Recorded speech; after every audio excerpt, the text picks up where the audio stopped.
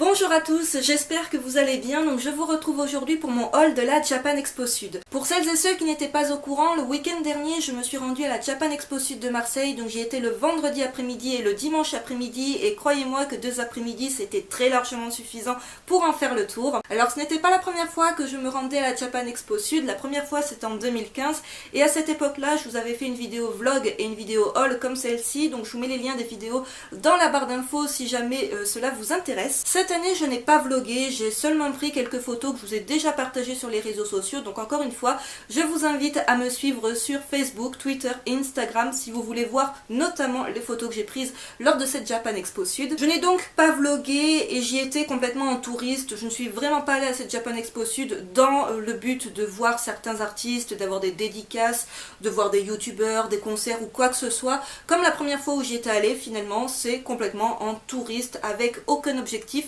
si ce n'est profiter du moment présent et être dans une bonne ambiance. Avant de rentrer dans le vif du sujet, je tenais à faire une petite parenthèse parce que je sens que la question va m'être posée directement en commentaire de cette vidéo, donc je préfère en parler dès à présent. Non, je ne me compte pas me rendre à la Japan Expo de Paris. La question m'a déjà été posée un nombre incalculable de fois et j'en ai pas mal parlé sur ma chaîne du pourquoi, du comment je ne vais jamais à la Japan Expo de Paris. Peut-être que ça changera d'ici là, je ne sais pas ce que je ferai d'ici le mois de juillet, et bien évidemment si jamais finalement je devais m'y rendre, bien évidemment je vous tiendrai au courant. Assez blablaté, je passe à présent au cœur de cette vidéo, c'est-à-dire mes achats lors de cette Japan Expo Sud. Alors tout d'abord je vais parler très rapidement de budget. J'avais prévu 120 € en liquide et le truc c'est que finalement pas mal de stands prenaient la carte bleue. Et ce qui fait que en comptant le prix des entrées, donc le vendredi j'avais une prévente à 10 €, le dimanche j'ai payé mon entrée au tarif normal, c'est-à-dire 15 €. Si je compte le prix des entrées plus tout ce que je vais vous présenter dans cette vidéo, j'en ai eu grosso modo pour 200 €, ce qui peut paraître une somme assez conséquente. Après ce mois-ci je pouvais me le permettre, donc je me le suis permis. Je ne vais pas vous présenter les articles dans l'ordre dans lequel je les ai achetés, mais plutôt par catégorie. Je garde les mangas pour la fin de la vidéo parce que c'est ce qui représente vraiment le plus gros de mes achats. Donc le premier achat finalement que j'ai fait à cette Japan Expo Sud, c'est un coffret DVD. La première fois que j'étais allée, donc en 2015, j'avais craqué pour l'intégrale de Ski Beat que je n'ai toujours pas visionné depuis, qui est toujours, il me semble d'ailleurs, sous blister. Et cette année j'ai craqué pour l'intégrale de Cardcaptor Sakura qui m'a coûté 20 €. Je me rappelle à peu près des prix de tous les articles, donc ça c'est plutôt pas mal. Il m'a coûté 20 €, sachant qu'on pouvait acheter les coffrets de manière individuelle à 10 € pièce. Personnellement j'ai préféré opter pour le très sympathique coffret qui, comme vous le voyez, était sous plastique. Donc ça franchement c'est quelque chose que j'apprécie parce qu'on a vraiment le produit qui n'est absolument pas abîmé. Et puis 20 € pour 70 épisodes que je pourrais revisionner en VF ou en VOST-FR. C'est franchement un prix que j'ai trouvé très intéressant, sachant que Cardcaptor Sakura c'est un anime que je regardais à la télévision quand il passait à l'époque sur M6, ça fait déjà quelques années de cela, et j'avais vraiment envie de pouvoir les revisionner, mais cette fois-ci en VOST-FR avec les véritables noms des personnages, parce qu'en français Lionel, non, non, non. Donc voilà, premier achat que j'ai fait finalement à cette Japan Expo Sud. Je crois que c'est d'ailleurs un article que j'ai acheté au bout de même pas 15 minutes de festival, dès que j'ai vu le stand où il y avait tous les DVD et les Blu-ray. J'ai craqué pour 2 Funko Pop. Je trouve que j'ai été relativement raisonnable parce que si je m'étais écoutée, j'en aurais acheté nettement plus. Il y en a une qui m'a coûté 13 €, l'autre m'a coûté 10 €, mais je ne saurais pas vous dire laquelle a coûté 10 et laquelle a coûté 13. En même temps, on s'en fout un petit peu. Ces 2 Funko Pop que j'avais déjà essayé de commander auprès de mon libraire, mais que malheureusement, il n'était pas arrivé à commander, des pop qui n'étaient jamais arrivés en magasin et que je n'avais pas eu l'occasion de trouver à Cash Express, puisqu'à Marseille, en fait, le Cash Express, qu'il y a justement pas très loin de l'antre du Snorgle, donc sur la rue de Rome à Marseille, vend énormément de Funko Pop, du moins à une époque. Il y en avait beaucoup, maintenant je trouve qu'il y en a nettement moins. Et ces deux-là, je ne les avais jamais trouvés et je pouvais les commander sur internet très clairement, mais je ne passe pratiquement jamais de commandes sur internet parce que je trouve qu'à Marseille on a quand même beaucoup de boutiques pour pas mal de choses, et voilà, du coup je commande plus trop sur internet depuis que je suis à Marseille. La première Funko, c'est celle que je voulais absolument, c'est la seule, si vraiment j'aurais dû en acheter qu'une, ça aurait été celle-ci, puisque ça fait un moment que je lorgne dessus et que je n'arrive pas à la trouver. Donc il s'agit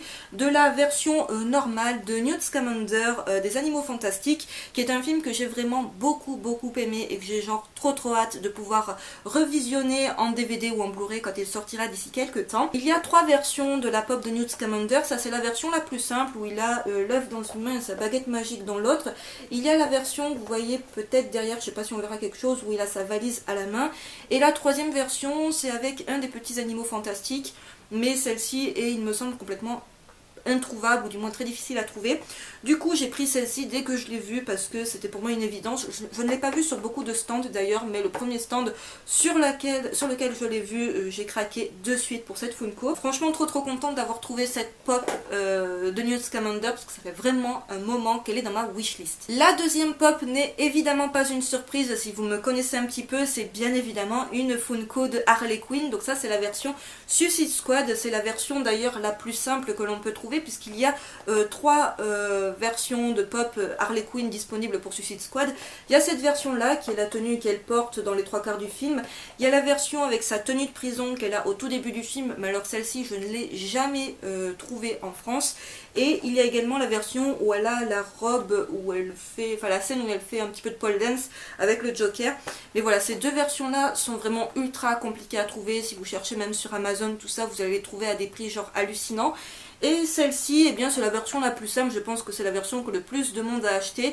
Mais je voulais au moins une Funko Pop d'Harley Quinn version Suicide Squad. J'ai déjà 5 pop d'Harley Quinn et j'en ai vu pas mal à la Japan Expo Sud que je n'avais pas. J'étais étonnée d'en voir autant, de voir autant de modèles finalement rares on va dire. Parce que voilà, je connais quand même pas mal de modèles de Funko d'Harley Quinn. Et quand je les ai vus, je me suis dit ok, celle-là je l'avais jamais vue en vrai.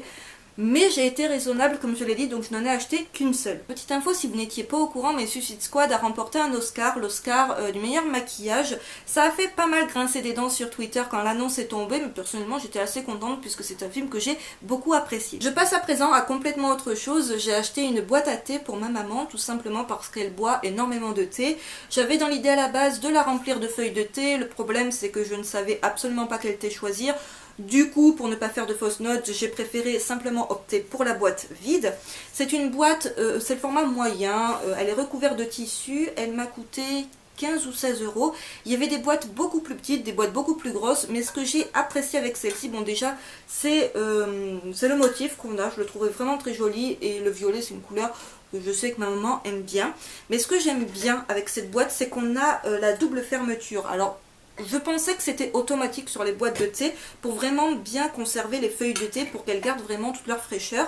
Mais en fait c'était pas automatique parce qu'à la base j'avais repéré 2 autres boîtes et elles n'avaient pas ce petit truc. Et j'ai trouvé que c'était tellement pratique pour bien conserver le thé que j'ai finalement craqué sur la première, sur laquelle finalement j'avais craqué en voyant le stand. Donc voilà, une petite boîte à thé que j'offrirai à ma maman quand je rentrerai sur Nice. J'ai craqué pour un tote bag, mais les gars, c'est THE tote bag. Alors au cas où vous n'arrivez pas à lire ce qu'il est inscrit, il est marqué Need new haters, the old ones are starting to like me. Donc en gros j'ai besoin de nouveaux haters car les anciens commencent à m'aimer. Et de l'autre côté il est inscrit en toute sobriété haters. J'ai complètement craqué pour ce tote bag qui m'a coûté 9 euros. Alors par contre j'étais un peu dégoûtée parce que je l'avais vu sur 2 stands différents. Et sur un autre stand je l'avais vu à 7 euros. Mais le problème dans les conventions c'est qu'en fait vous voyez un stand, vous réfléchissez un petit peu à vous dire peut-être que je peux le trouver moins cher ailleurs. Et le problème c'est que le temps que vous tourniez, que vous changez de hall je ne sais pas combien de fois, vous ne retrouvez jamais le stand de départ. Et du coup vous vous rabattez sur le nouveau stand où vous voyez l'article, où vous avez vraiment envie de le ramener chez vous. J'ai complètement craqué quand je l'ai vu parce que ça m'a rappelé tout simplement YouTube. Les haters c'est monnaie courante sur YouTube. Je pense que tous mes comparses youtubeurs seront d'accord avec moi. On a tous eu un moment donné affaire à eux. Le tote bag il a rien de fou au niveau de la qualité, c'est vraiment le truc tout basique. Mais c'est pour le message qu'il véhiculait que je trouvais quand même fort sympathique. Je passe au dernier article qui n'est pas un manga, il s'agit d'une peluche. Et encore une fois, je trouve que j'ai été pas mal raisonnable parce que si je m'étais écoutée, il y aurait eu plus d'une peluche qui serait rentrée à la maison. Pour la Japan Expo Sud de 2015, j'avais craqué pour 3 peluches. Ma peluche Happy qui est sur ma table de nuit, ma peluche Aquali qui est ici. petite peluche Aquali que j'ai d'ailleurs revue cette année. Et ma peluche Neko, mon gros Neko blanc, jaune et or avec des petites ailes d'ange dans le dos. Encore une fois, je vous renvoie à ma vidéo All Japan Expo Sud 2015 si vous voulez voir les articles dont je vous parle. Et je me suis dit qu'il était quand même un petit peu triste tout en haut de cette mangatech, tout seul à prendre la poussière accessoirement. Et j'avais envie d'un deuxième Neko. Alors à la base, je ne voulais pas acheter de Neko, je voulais acheter un Pusheen. Mais quand je les ai vus en vrai, je les ai trouvés moches. Sincèrement, je voulais un Pusheen avec un donut ou un cookie, ou le Pusheen avec genre licorne arc-en-ciel. Mais quand je les ai vus en vrai, j'étais genre super déçue. Du coup, j'ai craqué pour un deuxième Neko et je me suis dit mais quel Neko irait bien avec celui que j'ai déjà. Je ne voulais pas prendre un aussi gros, celui que j'ai en haut de la mangatech m'avait coûté 25 ou 30 € je crois. Et c'est le plus gros modèle de Neko que vous pouvez trouver, je vais essayer de vous le descendre. Voilà la taille du Neko. Donc comme vous voyez c'est le plus gros modèle de Neko et il avait ces petites ailes d'ange derrière, il était vraiment trop beau et d'ailleurs celui-ci je ne l'ai pas revu cette année.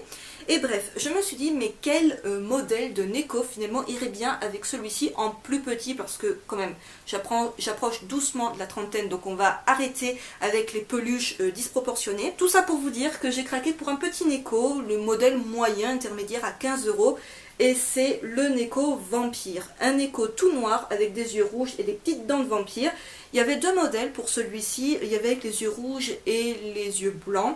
Sachant que celui qui avait les yeux blancs avait des petites ailes de vampire derrière. Mais pour moi, un vampire, ça a définitivement les yeux rouges. Donc j'ai pris celui-ci. Il y avait des modèles beaucoup plus petits, des modèles beaucoup plus gros. En comparaison avec le premier Neko que j'avais acheté, il est quand même nettement plus petit.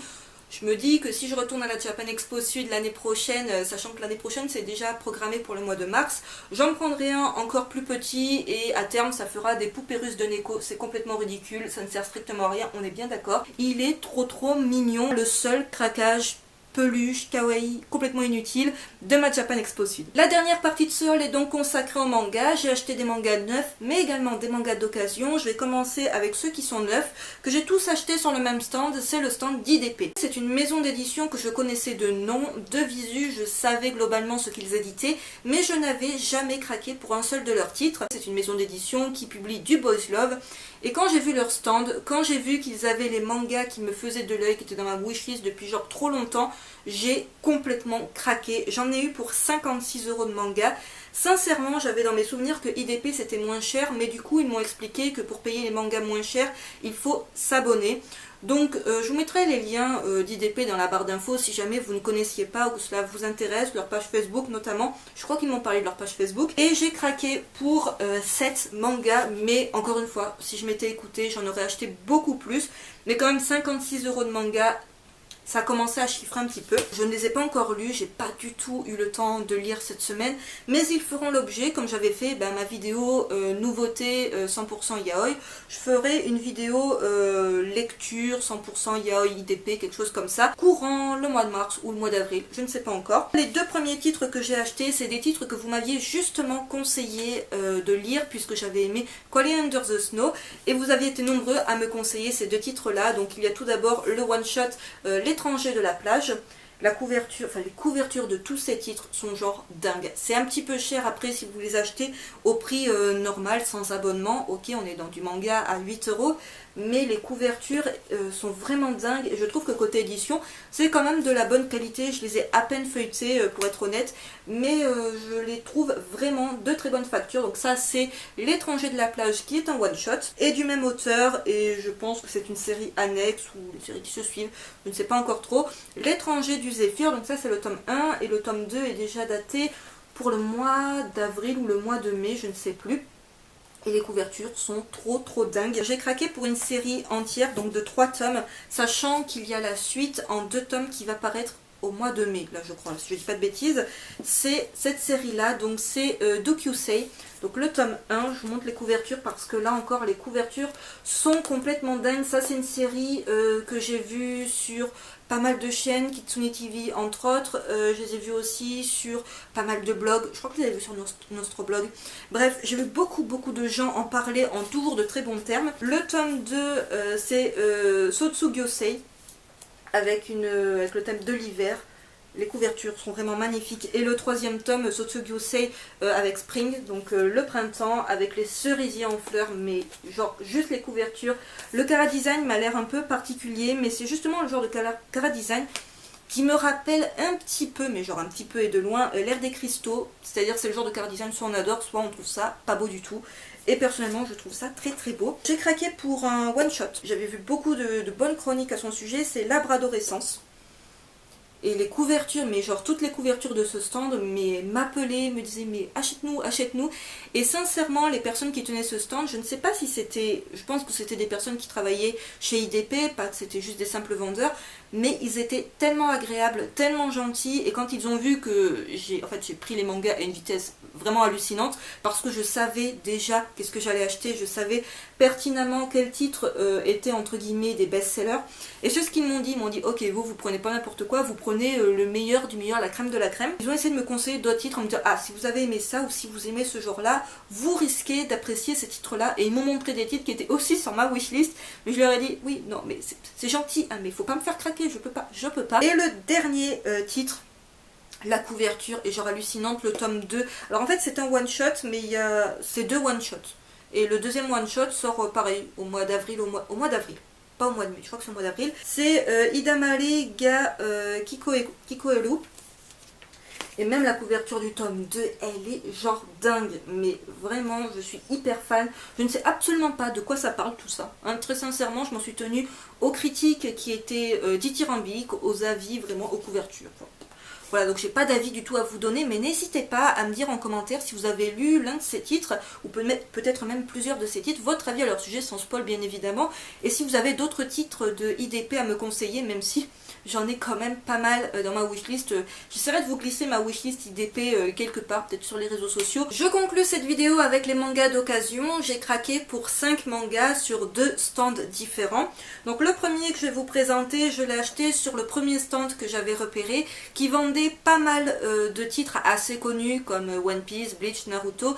Il me semble que ce stand était en fait une boutique qui venait d'Aix-en-Provence. J'avais dans l'idée d'acheter quelques mangas d'occasion, mais des mangas bien spécifiques, c'est-à-dire des titres de Clamp qui ne sont plus édités, puisqu'en fait il n'y a pas très longtemps j'ai regardé le tag de Clamp qu'a fait Shana sur sa chaîne, donc Shana si tu passes par là, et ça m'a donné envie de me replonger dans mes vieux Clamp, et je sais qu'il y en a malheureusement pas mal qui ne sont plus commercialisés, et du coup quand j'ai vu celui-ci dans le stand, j'ai genre complètement craqué.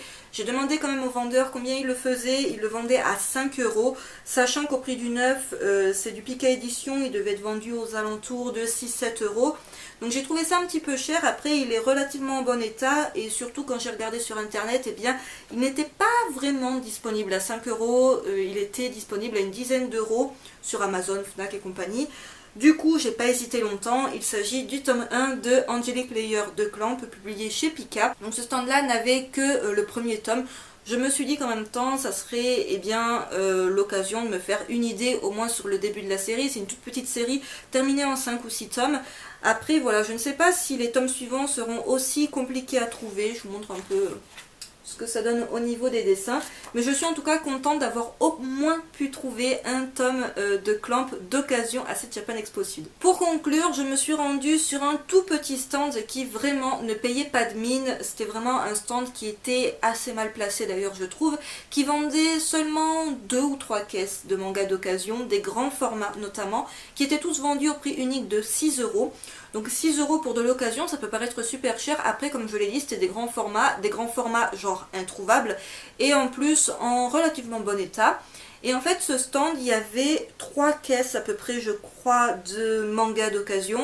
Du coup, en fait, on voyait pas vraiment que c'était des mangas si on s'approchait pas, qui étaient collés à une espèce de petite buvette, un distributeur de boissons. Du coup, on savait pas trop, c'est un stand de manga d'occasion, une petite buvette, bref, ça payait vraiment pas de mine. Et là, quand je vais vous montrer ce que j'ai déniché sur ce stand, je sens que vous allez me détester, préparez vos méchants commentaires pour cette vidéo. Il s'agit de 4 one-shot de Junji Ito. J'en ai eu pour 24 € puisque c'était 6 € le tome comme je l'ai dit. Ils sont en très très bon état.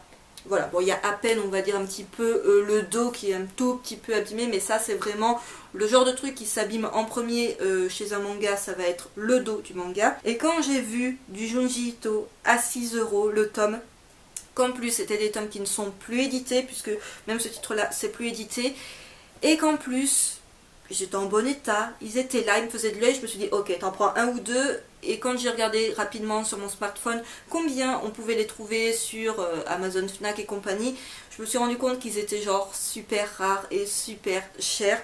Donc je vous montre quand même les tomes dont il s'agit. Donc il y a le one shot La Ville sans rue. Je ne sais absolument pas s'il s'agit de bons titres de Ito ou si ce sont des gros flops, mais quand j'ai vu le prix et quand j'ai vu surtout à quel prix ils étaient revendus sur internet, on ne pouvait pas les trouver à moins de 30, 60, 100 euros pour certains. J'ai pas hésité bien longtemps. Donc La Ville sans rue, je sais pas si on verra le petit effet qu'il y a sur la couverture qui est vraiment fort sympathique. Et comme vous le voyez, il est quand même en très bon état. Ensuite, j'ai pris La Maison de Poupée, qui lui est neuf. Hein. Et vraiment, il est même encore tout blanc. Même si ça me dérange pas après les mangas qui jaunissent, mais il est comme neuf. J'ai pris Hallucination, enfin j'ai pris tous ceux qui étaient disponibles sur le stand. Hein. À part, il y avait également Le Tunnel, mais je l'ai déjà, donc voilà, j'avais pas non plus acheté un doublon, c'est complètement idiot.